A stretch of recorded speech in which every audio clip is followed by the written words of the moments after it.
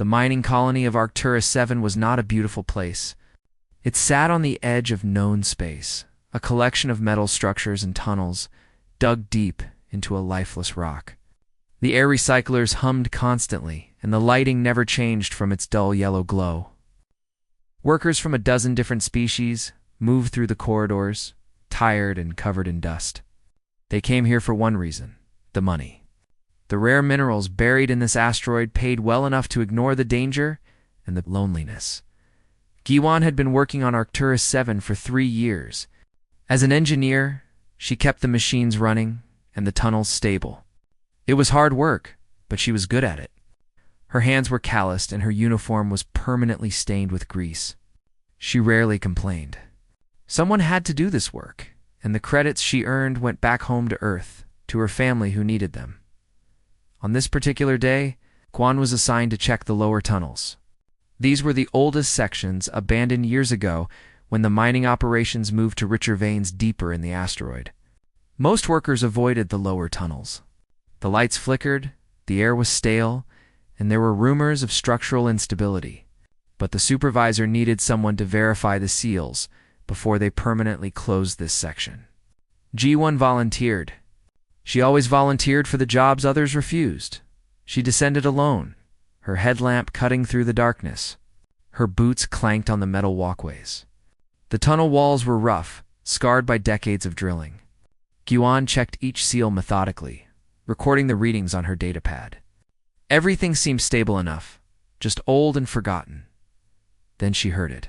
A soft beeping sound, rhythmic and electronic.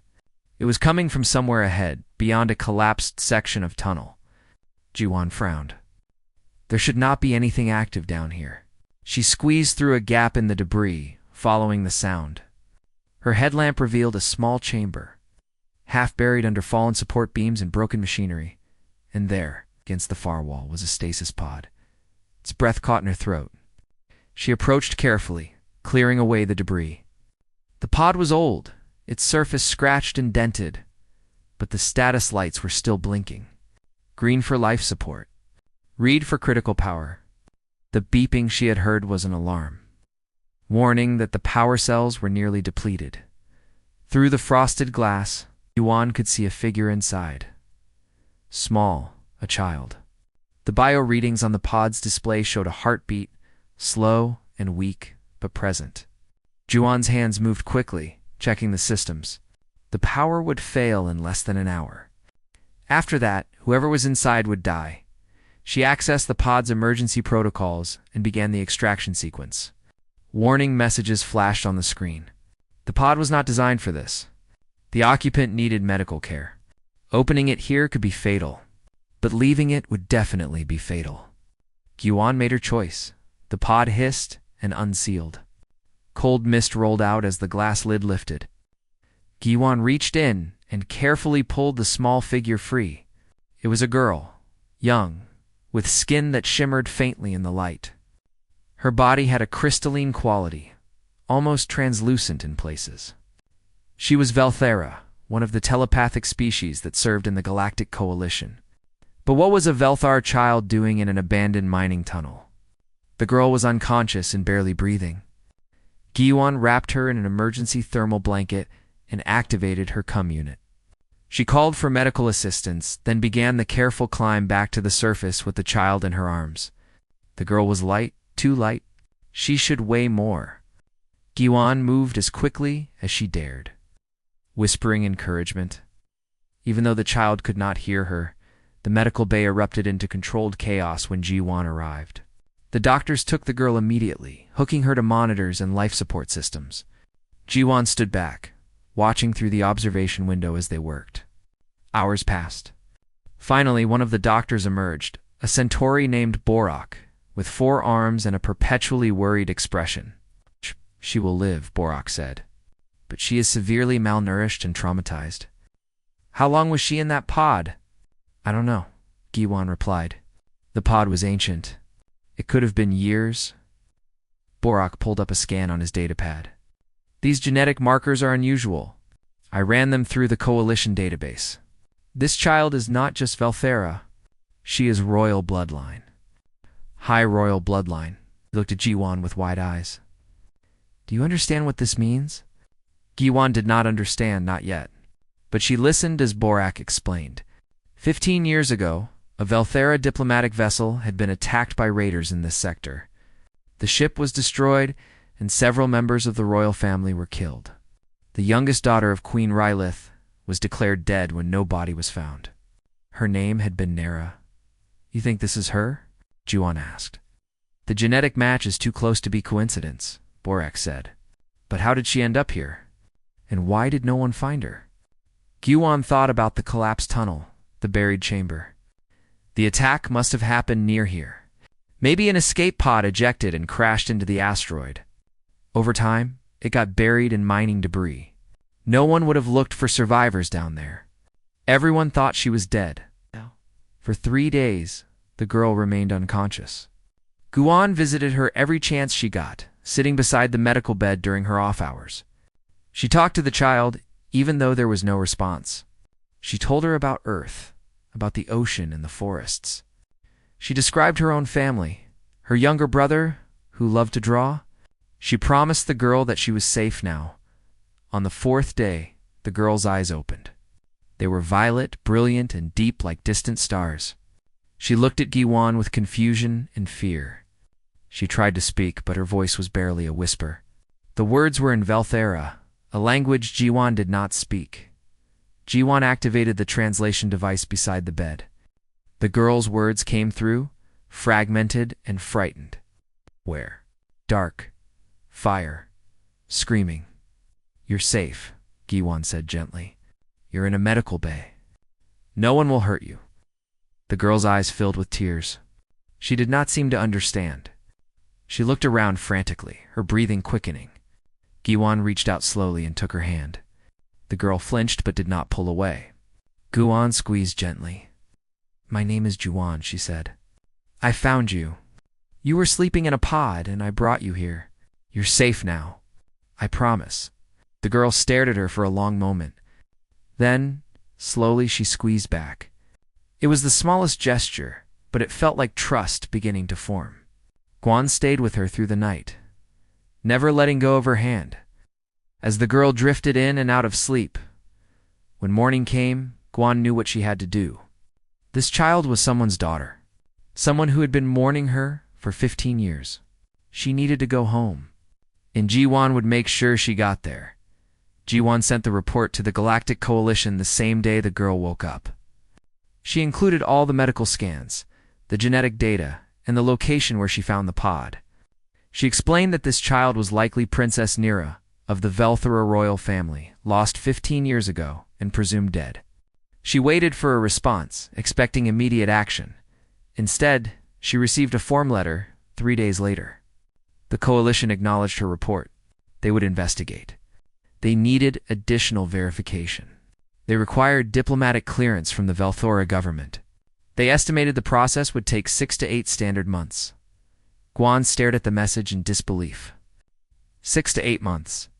Meanwhile, this child sat in a medical bay, traumatized and confused, asking about her mother in a language she was slowly remembering. The doctor said she was physically stable, but emotionally fragile. She needed her family. She needed to go home. G1 made a decision that would change everything. She would take Nera to the Zara Prime herself.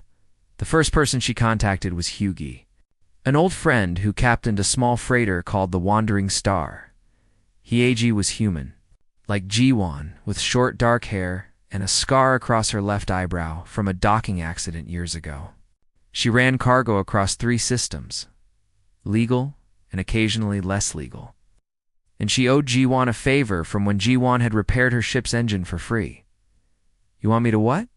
Hyagi's voice crackled through the comm unit, disbelieving. Take us to the Sarah Prime, G1 repeated. Me and a child. A Velthera child. Thessera Prime is 3 systems away. Through Raider territory. And you want to just show up at the Royal Palace with a random kid? She's not random. She's their princess. There was a long silence on the other end. Then Hyagi laughed, short and sharp. You're serious? You're actually serious. Yes, another pause. The favor I owe you wasn't that big, Juwan. I know, but I'm asking anyway. Yaji sighed, long and dramatic. When do we leave? 2 days later, they departed Arcturus 7. Giwan had resigned from her job, packed her few belongings, and signed herself out of the colony against medical advice. She had also signed Nira out, claiming to be her guardian. The doctors protested, but legally, they could not stop her. Borak gave her medical supplies and a worried look. This is dangerous, he said. For both of you. I know, Guan replied, but waiting is worse. Nira was quiet during the boarding process, clinging to Juwan's hand. The wandering star was small and cramped with barely enough room for 3 people. The cargo hold had been converted into a living space with bunks and a tiny kitchen. Hyoji showed them around with minimal enthusiasm, pointing out where everything was kept. The kid takes the bottom bunk, Hyoji said. You take the top. I sleep in the cockpit. Bathrooms. The kitchen's there. Don't touch the engine room. We clear? Giwan nodded. Nira said nothing, just watched Hyoji with wide violet eyes. The first week of travel was difficult. Nira barely spoke. She ate small amounts when Jiwen coaxed her, and she woke up screaming from nightmares almost every night. Each time, Juwan climbed down from her bunk and sat with Nira until she fell back asleep. She hummed songs her mother used to sing to her, and she told stories about Earth. Slowly, Nira began to respond. She started asking questions, simple ones at first. What is ocean? What is tree? Guan answered each one patiently, sometimes drawing pictures on her datapad to help explain. Nira absorbed everything, her eyes lighting up with curiosity. Hyugi, for her part, kept to the cockpit and said little. She flew them through the safest routes she knew, avoiding the major trade lanes where raiders operated. But on the 9th day, their luck ran out. The alarm blared through the ship. Hyogi's voice came over the intercom, tense and sharp. We've got company. Raider scout ship. Strap in. Giwan pulled Nira into the safety harness and buckled herself beside her. The ship lurched as Hyugi engaged evasive maneuvers. Through the porthole, Giwan could see the raider ship, a dark angular craft with weapons charging. They're hailing us, Hyoji called out, demanding we stop and prepare to be boarded. Don't stop, Giwan said. I wasn't planning to. The wandering star was not built for combat, but Hyoji was an excellent pilot. She dove toward a nearby asteroid field, weaving between the floating rocks with precision. The raider ship followed, larger and slower. It fired energy bolts flashing past their hull. One struck the rear shield, and the whole ship shook. Nira screamed and buried her face against Juwan's shoulder. Guan held her tight, whispering reassurance, even as her own heart raced. It's okay. We're okay. Hyoji's got this. And Hyoji did. She led the raider deeper into the asteroid field, then cut the engines and drifted behind a large rock. The raider ship passed them, searching. After 10 agonizing minutes, it gave up and left the area. Hyogi waited another hour before restarting the engines. Everyone alive back there? She called. Yes, Guan replied. You're amazing. I know, Hyoji said, but her voice was shaking slightly. That was too close. We can't take another encounter like that. That night, after Nira fell asleep, Jiwan joined Hyogi in the cockpit. The pilot was staring out at the stars, a cup of coffee in her hands. Why are you really doing this? Heiji asked without looking at Jiwan. You could have just waited for the coalition. Let them handle it. Jiwan sat in the co-pilot's chair. Would you wait? If you were her? Hyogi took a sip of coffee. I don't know, maybe. She's a child. She's been alone for 15 years. Her mother thinks she's dead. Every day we wait is another day they don't have together. You're risking your life for someone you just met. Yes, Hyogi finally looked at her. You're either the bravest person I know or the most foolish. Gosh, Guan smiled. Can't I be both? The pilot snorted, almost laughing. Maybe she set down her coffee and turned back to the controls. Get some sleep. We've got 2 more weeks of travel ahead of us. As the days passed, something changed aboard the wandering star. Nira began to smile, small at first, then more genuine. She started helping in the kitchen, learning to prepare simple meals, She asked Hyoji about flying, and the pilot surprisingly showed her the basic controls. Giwon watched these moments with quiet joy. One evening, as they sat together eating dinner, Nira spoke in clear galactic common. "Giwon, thank you for what?" Juwon asked. "For finding me. For keeping me safe. For taking me home." Nira's voice was soft but steady. "I remember some things now. My mother, she sang to me a song about stars." "Do you remember the song?" Jiwon asked gently. Nira hummed a few notes, uncertain. Then she sang a verse, her voice high and sweet. The melody was alien, nothing like human music, but it was beautiful. Hyugi, who'd been cleaning her plate, stopped and listened. When Nira finished, the pilot cleared her throat. "Your mother will be happy to hear you sing again." "You think so?" Nira asked. "I know so," Hyagi said firmly. On the 18th day, the Sara Prime appeared on their scanners. A blue and silver planet surrounded by orbital stations and defense satellites.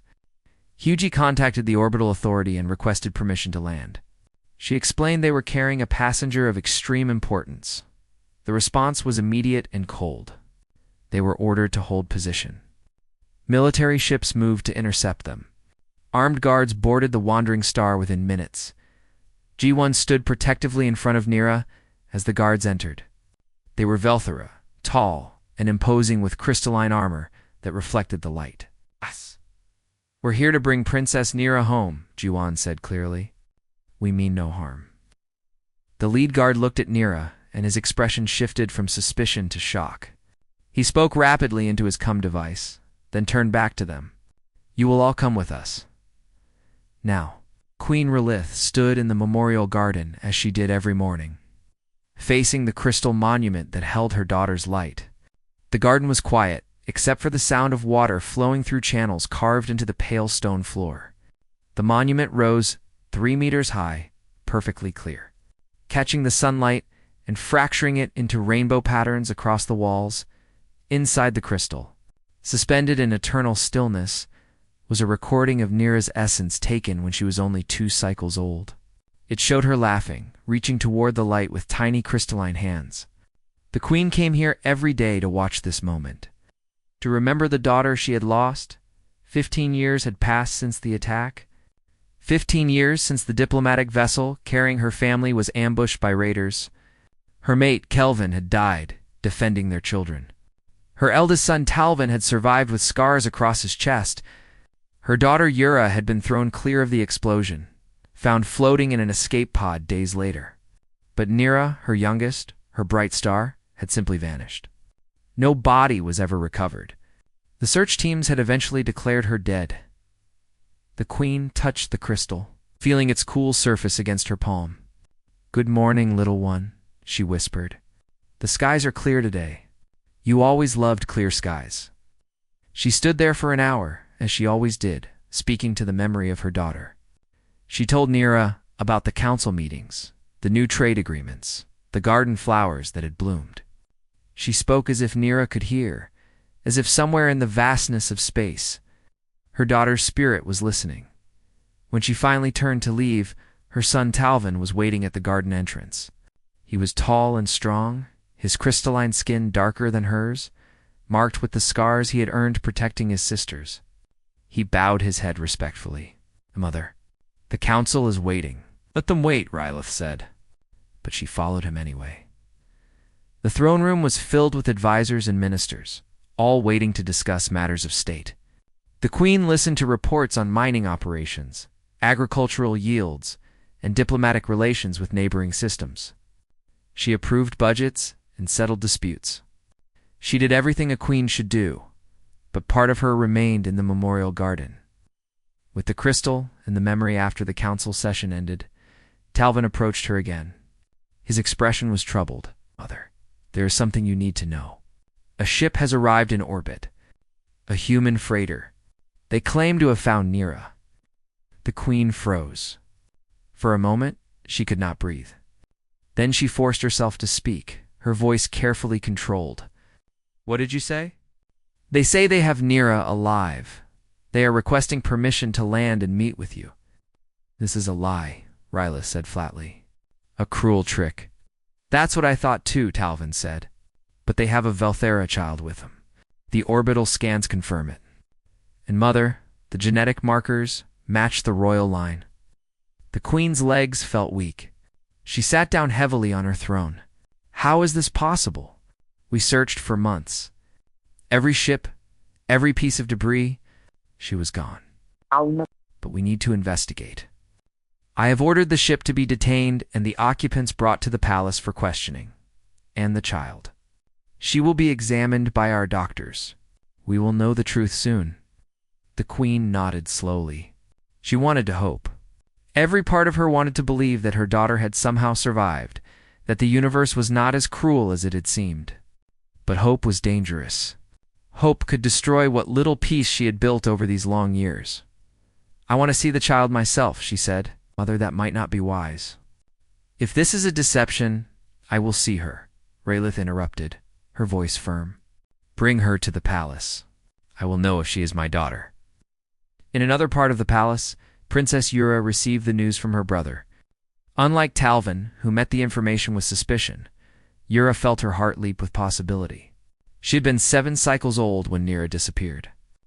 She remembered her little sister clearly, the way she laughed, the songs she sang, the games they played. Hey, do you really think it could be her? Yura asked. I don't know, Talvin said. The timing is suspicious. Why would she surface now, after all these years? And why would humans be involved? Maybe because they found her? Maybe because they are trying to help. Or maybe they are trying to manipulate us. The humans want trade agreements with this Sarah Prime. This could be a political move. Yura shook her head. Not everything is a conspiracy, brother. Sometimes things are exactly what they appear to be. I am just trying to protect Mother. She has suffered enough. I know. But what if this is real? What if Nira is truly alive? We would be turning her away because we are too afraid to believe. Talvin was silent for a moment. Then he said, the doctors will examine the child. If she is Nira, we will know. Until then, we must be cautious. The examination took 6 hours. The royal doctors were thorough, running every test available. They analyzed the child's genetic structure, her bone density, her cellular composition. They compared her DNA to the samples kept in the royal archives. They studied her biosignature and her telepathic patterns. Finally, the head doctor, an elder named Mistral, emerged from the medical wing. Her face was pale, her hands trembling slightly. She bowed deeply to the Queen, who had been waiting in the corridor with both her children. Oh, Your Majesty, Mistral, said her voice shaking. It is her. The genetic match is perfect. This child is Princess Nira, your daughter, without any doubt. The Queen swayed. Talvin caught her arm, steadying her. Yura made a sound that was half laugh, half sob. How? Rylith whispered. How is she alive? I do not know the full story, Mistral said, but the child was in stasis for many years. Her body shows signs of severe trauma and prolonged hibernation. She is only recently awakened. I need to see her, Your Majesty. She is confused and frightened. She does not remember much. The trauma has affected her memory. We should prepare you. I need to see my daughter, Rylith said. And there was steel in her voice now. Mistral bowed and led them to the medical wing. The Queen walked slowly, her heart pounding so hard she could hear it in her ears. Talvin and Yura followed close behind. When they reached the door to the examination room, Mistral paused. She keeps asking for someone named Juan, the human who brought her here. She seems very attached. The Queen nodded, barely hearing. She stepped through the door. The room was bright and clean, filled with medical equipment. And there, sitting on the edge of an examination table, was a young girl with violet eyes and crystalline skin that shimmered in the light. She looked small and lost, wrapped in a medical blanket, her hair falling across her face. The Queen stopped in the doorway. 15 years collapsed into nothing. This was her daughter. Older, changed, marked by suffering, but unmistakably Nira. The shape of her face, the curve of her shoulders, the way she held herself, all Nira. The girl looked up at the Queen with uncertainty and fear. She did not recognize her own mother. Ralith's heart broke and healed at the same moment. She walked forward slowly, carefully, as if approaching a frightened animal. She knelt down so she was at eye level with the child. "Now do you know who I am?" the queen asked softly. The girl shook her head. "No, I'm sorry. I don't remember." "That's all right," Rylith said. Her voice was thick with tears she was trying to control. "You went through something terrible. It's all right not to remember." The girl looked at her with those violet eyes, searching. "Are you important? Everyone keeps bowing to you." "My name is Rylith," the queen said. "And yes, I am important. But more importantly," she took a shaking breath, "I am your mother." The girl's eyes widened. "My mother?" Rylith nodded. Then she did something she had not done in 15 years. She began to sing. It was the lullaby she used to sing to Nira every night. A song about stars and journeys and always finding your way home.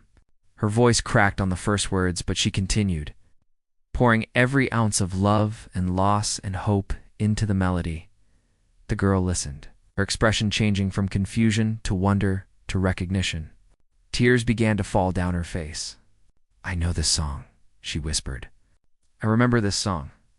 You sang it to me when I was scared." "Yes," Rylith said, her own tears falling freely now. "I sang it every night, Mama." The word was hesitant, questioning, hopeful. Queen Rylith could not hold back anymore. She opened her arms, and Nira fell into them, and they held each other as they wept. G1 sat in the holding cell with Hyagi, both of them on a metal bench that was bolted to the floor. The room was clean but stark, with white walls and a single door that had no handle on the inside. Guards had separated them from Nira hours ago, and despite G1's protests, they had been firm. The child needed examination. The humans would wait here. Hyagi leaned back against the wall with her arms crossed. "Well, this is going great. They're just being careful," G1 said, though her stomach was tight with worry. "Nira must be terrified right now. She doesn't know anyone here. She's with her own people. She'll be fine. She's been through trauma. She needs someone familiar." Hyuji looked at Gi-wan with something between amusement and exasperation. "You really care about this kid, don't you?" "Of course I do. You met her 2 weeks ago. So what? Does time determine how much you care about someone?" Hyuji did not answer. She just shook her head and looked away. They waited for 3 more hours. Finally, the door opened, and a Velthera guard entered. He was tall with silver armor and an expression that gave nothing away. "The human called G1, he said. Come with me." Gi-wan stood immediately. "Is Nira all right? Can I see her?" "You will be brought before the queen. That is all I can tell you." Hyoji grabbed Ji-wan's arm. "Be careful." Ji-wan nodded and followed the guard out of the cell. They walked through corridors of stunning beauty. Walls made of crystalline materials that caught and reflected light in patterns that seemed alive.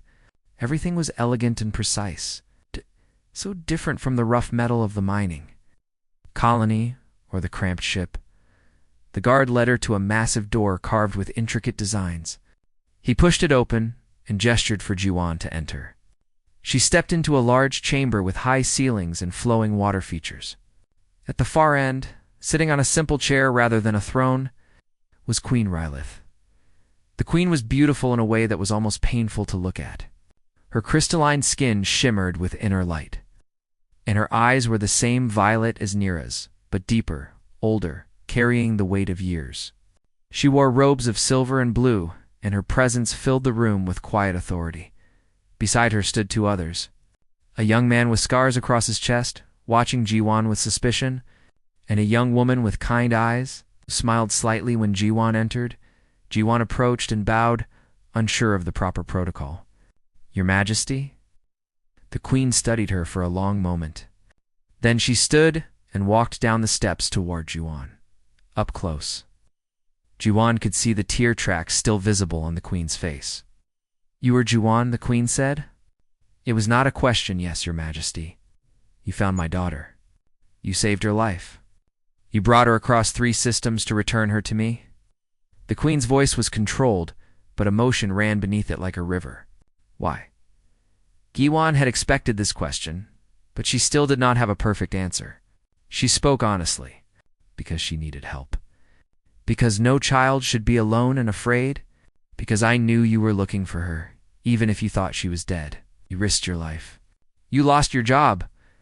You crossed dangerous territory. For a child you did not know? Yes. Why? The queen asked again, more insistently. Giwan met her eyes. Because it was the right thing to do. Because if I didn't help her, who would? The coalition was going to take months. She needed to come home now. She needed her mother. The queen's composure cracked. Her eyes filled with tears again. You gave me back my daughter. There is no treasure in this galaxy that could repay such a debt. I don't want payment, Guan said quickly. I just wanted to make sure she was safe. That she was happy. The young woman beside the throne stepped forward. I am Yura Nira's sister. I wanted to thank you personally. You did something incredible? Anyone would have done the same, Juan said. No, Talvin said, speaking for the first time. His voice was hard. Most people would have left her in that pod. Or they would have sold the information to the highest bidder. Or they would have used her to gain political advantage. You did none of those things. He paused. I misjudged you. I apologize. Giwan nodded, accepting it.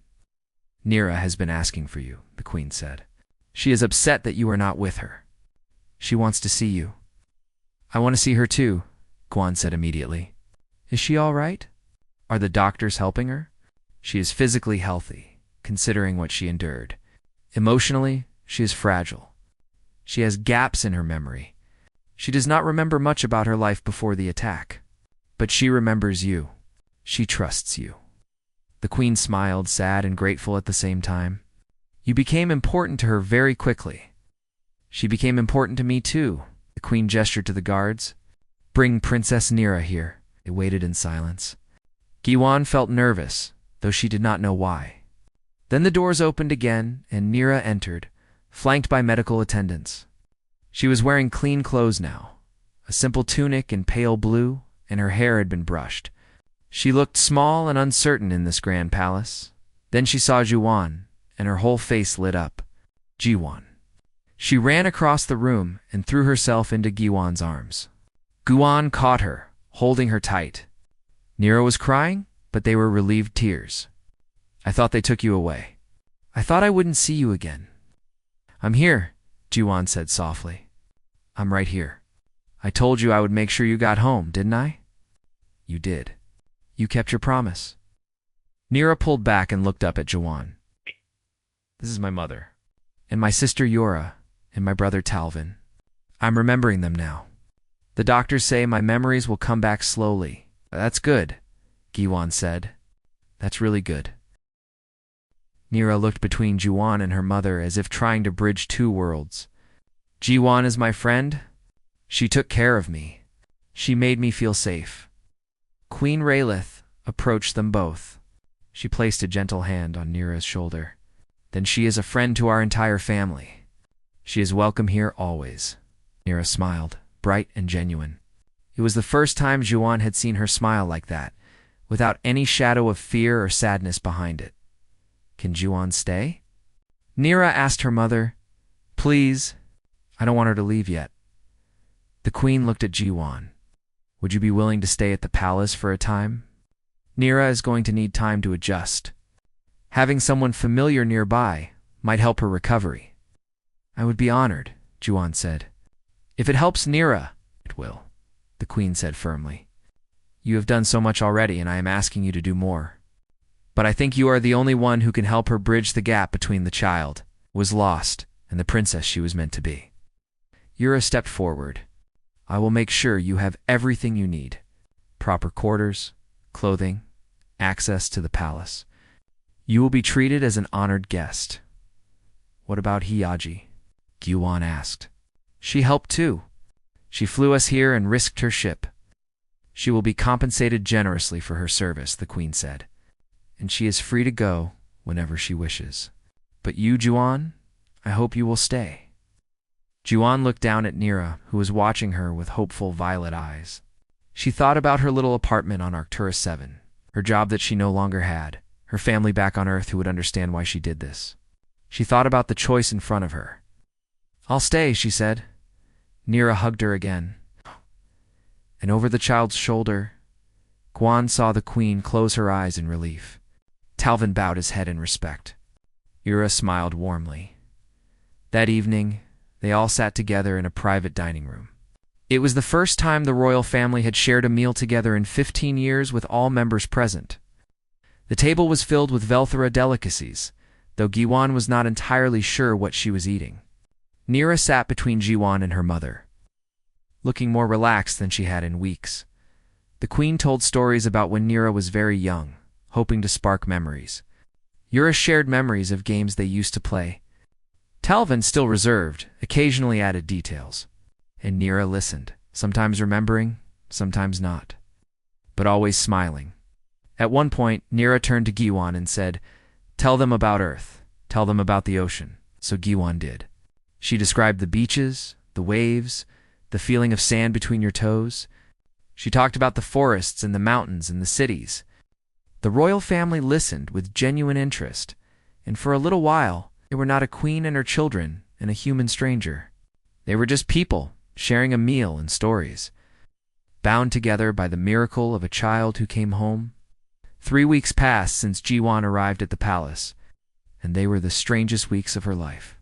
She woke each morning in a room larger than her entire apartment had been on Arcturus 7, with windows overlooking gardens that seemed to glow with their own light. She ate meals prepared by royal chefs and walked through halls that felt like dreams, made solid. But the strangest part was not the luxury. It was watching Nira slowly come back to life. Each day, Nira remembered a little more. She remembered the names of her favorite foods. She remembered the games she used to play with Hura in the garden. She remembered her father's laugh, and when that memory came, she cried for an hour, while her mother held her. Jiwan stayed nearby during these moments, offering quiet support when needed. The queen had asked Jiwan to spend time with Nira each day, to help her feel grounded as her two worlds merged together. So they walked in the gardens, and Jiwan told stories about Earth, while Nira practiced the telepathic exercises the doctors recommended. They sat by the fountains, and Nira taught Jiwan words in Velthora, while Jiwan helped her remember the layout of the palace. Slowly, the frightened child from the stasis pod became the princess she was meant to be. But she never forgot the human who found her. On the 21st day, Queen Ralith summoned Jiwan to the throne room. This time, the room was filled with people. Members of the royal court, advisors, military officers, and diplomats from other species all gathered in formal rows. Jiwan felt very small and very human as she walked down the center aisle. The queen sat on her throne with Nira standing beside her.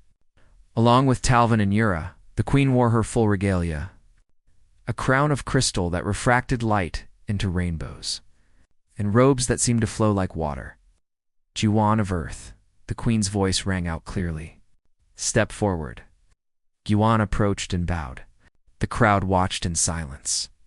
3 weeks ago, you arrived at our world with my daughter, who had been lost to us for 15 years. You risked your life to bring her home when you could have simply reported your finding and walked away. You cared for her when she was broken and alone. You gave me back the most precious thing in my world. The queen stood. I have brought the court together today to acknowledge this debt and to honor you properly. Gyuan felt her face flush. Your Majesty, I don't need any reward. Nevertheless, you will receive one. The queen descended the steps. Tell me, Gyuan of Earth, what would you ask of me? Name it, and if it is within my power, it is yours. Gyuan thought carefully. She could ask for wealth that would set her family up for generations. She could ask for technology that Earth had never seen. She could ask for political influence or power, but none of those things mattered to her. I would ask only one thing, Your Majesty. Permission to visit Nira sometimes, to make sure she is happy and healing well. I don't need anything else. A murmur ran through the crowd. The queen smiled, and it was warm and genuine. You ask for the smallest thing when you have earned the greatest reward. Very well. You have permission to visit Nira as often as you wish, for as long as you wish. But that is not enough, she turned to her advisors. Bring forth the documents. An attendant approached carrying a crystal tablet. The queen took it and held it up. Juan of Earth, I hereby grant you honorary citizenship in the Velthera Dominion. You will have a permanent place of honor in this palace. You will have access to our resources, our knowledge, and our protection. And more than that, you will be named Keeper of the Lost Princess, a title that marks you as family to the royal house. Juan's eyes went wide. Your Majesty, I cannot accept such an honor. I am just an engineer. You're more than that, the queen said firmly. You are the person who gave me hope when I had lost all hope. You are the reason my daughter stands here today. You are family. Nira stepped forward then, taking Jiwan's hand. Please accept it, she said softly. I want you to stay. You are important to me. Looking into those violet eyes, Jiwan could not refuse. Then I accept, with gratitude. The court erupted in applause. The queen placed her hand on Jiwan's shoulder in a formal gesture of acceptance. Talvin bowed his head in respect. Yura smiled so brightly it seemed to light up the room.